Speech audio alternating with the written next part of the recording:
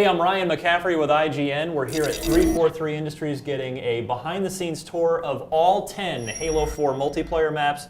I am joined by Kynan Pearson, the lead multiplayer level designer on Halo 4. Thanks for doing this. Yeah, thanks for coming down and taking a look at these with us. Oh, happy to be here. So, we're going through all 10 maps. Which one are we going to look at here? So we're going to take a look at Adrift.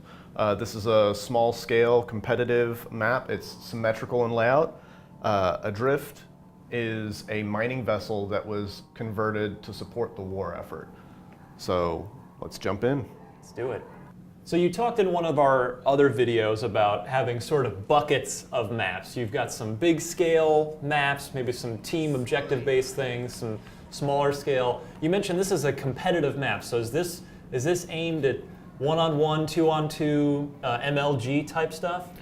Absolutely. This is for our objective modes, but the thing that makes this definitely a little more specifically built for competitive play is that it's symmetrical. Mm-hmm. So there are no distinct tactical advantages for either side. There's no differences in play style. The layouts are symmetrical, even though there's some asymmetrical art components. Uh-huh.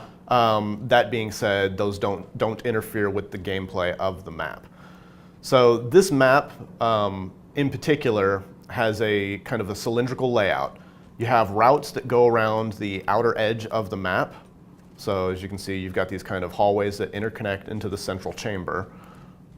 But you've got some reinforceable locations, some cover, and then there's these man cannons that will do a quick launch that get you over into the main team spawn points and the objective locations. So is the gravity affected at all? Because we appear to be floating. Are we in space or are we on a planet here? This is actually over the surface of a planet. It's flying in low orbit. It's low enough to where you've got all of the gravity that the planet has. Okay. So as you're going here, none of the gravity is affected. This is your standard jump heights. And then there's these routes that will take you up into this kind of center area. So as you can see out here, there's plenty of cover. There's some elevation changes, but there's lots of different routes that you go. You can get some long lines of sight down the halls for defensive, but again, whenever you're focusing on these areas, you're leaving your back exposed, and there's all these different routes that get into the main spawn locations and objective locations. I know you guys try to tune everything to be friendly to any and all playstyles, but I'm getting a sense here that playing rockets only on this map could be a heck of a lot of fun. Absolutely.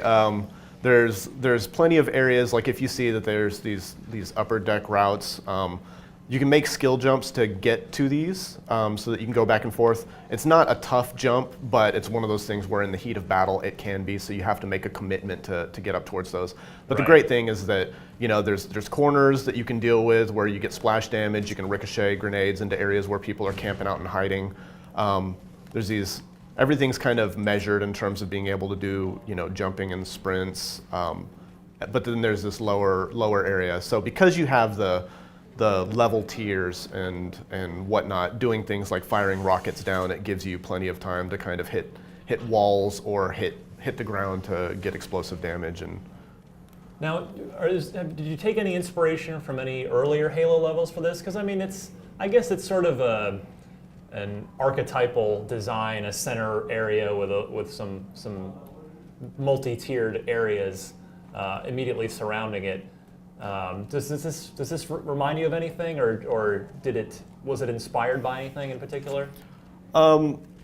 We did take inspiration from a lot of prior Halo maps in terms of the general concepts behind the layouts, but this one in particular wasn't directly inspired by or isn't kind of a recreation of a specific element, though it does have some familiar components. Given the verticality here, I imagine a jetpack might be a good universal armor ability to equip on this level. While jetpack can be good for covering some of the distances and being able to get up on these areas, we did leave on-foot routes that made it easy enough for players to access different areas and get up into the sections that they want without having to rely on a specific armor ability. What armor abilities are there one or two or three that when this level comes up you really like to go to them? Yeah, for this level in particular, I tend to use Promethean Vision. I do use the shield as well, though from my personal play style, I tend to stick to doing things like Thruster Pack, which allows you to kind of, again, whenever you're getting into a firefight with somebody, you can kind of hop out of danger and get behind cover fairly easily and change your weapon. Now, what is that large object in the very center of this map? So in the center of the map, the kind of centerpiece and the landmark that players will recognize, and one of the focal points, is there is a mech being constructed. So this is not the Mantis. This is actually a different proto-mech. And let me get a better view of it so that you can see. And I take it from your usage of the term being constructed that we will not be hopping in this, certainly not in this multiplayer level. Yeah, you definitely can't use the proto-mech in this map. So the other thing is that you have these little riggings on the outside, but if you do end up strafing off or you're engaging somebody, there's these safety nets on the outside to make sure that you don't go careening to your death unless you specifically, kind of actively work towards doing something risky that might do that for you. Now, were those railings, were those safety railings always there throughout the course of development, or did you guys add them after flying off accidentally too many times and getting frustrated? Yeah, anytime you're building a map, we go through a lot of tests. We play test all the time. We play with each other and just make sure that that certain things that happen accidentally or whatever, that we start designing around those to prevent those actions from happening. Typically, we know that can happen on a map whenever we're in the layout phase. But if we do find some trouble spots where it seems like people are backpedaling off of a map or whatever, we will do something like add support railings to prevent that and make sure that they've got that bit of a safety net. Because a lot of times when it's hectic, when you're fighting people, multiple targets, and you're kind of moving around, you're not paying attention to what you're backpedaling into. Definitely not. So there are still some choice locations where there's risk involved, where we have things like that. But if you see here, we've got like a lip that goes out, so you will kind of see yourself parallaxing past the railing and realize that your impending doom is approaching.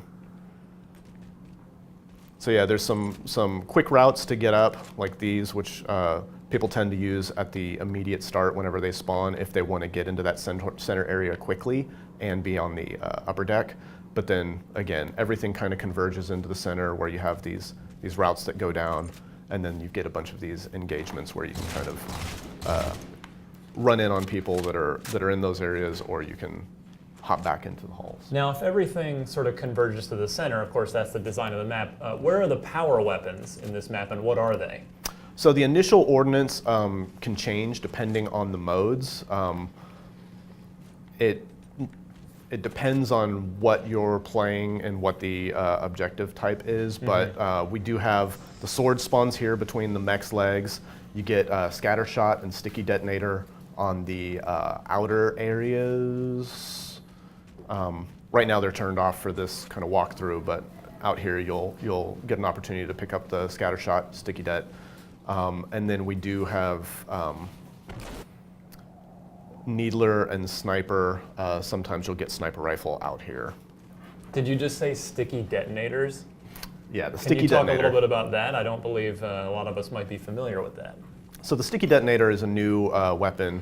It's probably best if I show you, but just to describe it, and we can definitely do that. It's a explosive weapon. You can fire the detonator onto a location, and then it's got a timer. And after that timer exceeds, it's going to automatically explode. But it's a fairly long amount of time. But you can pretty much choose to pull the trigger and detonate the detonator at any time whenever you see enemies approaching. So you can, put them in doorways. You can kind of try and launch them at people in combat. They do have a little blinking light, and they make a distinct noise that is a tell for where they're located. So you can be cautious if you're running around. It's not as easy to just fully camp an area. Right. But that being said, there are some ways to fire it at choice times and put it in some key locations that you can definitely catch people off If you guard. do happen to catch it as the on defense, can you shoot it to explode it, or perhaps use your hard light shield to move past it without being killed? Yeah, absolutely. Like the hard light shield can give you some defensive capabilities from the splash damage if you're facing it. Again, you'll get caught by the damage if it's around the shield.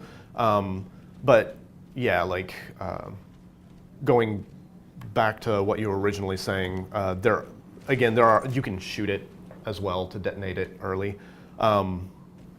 So if you do see one, there are ways to approach without necessarily taking damage. Now this looks like that's quite the large ship there off to the side.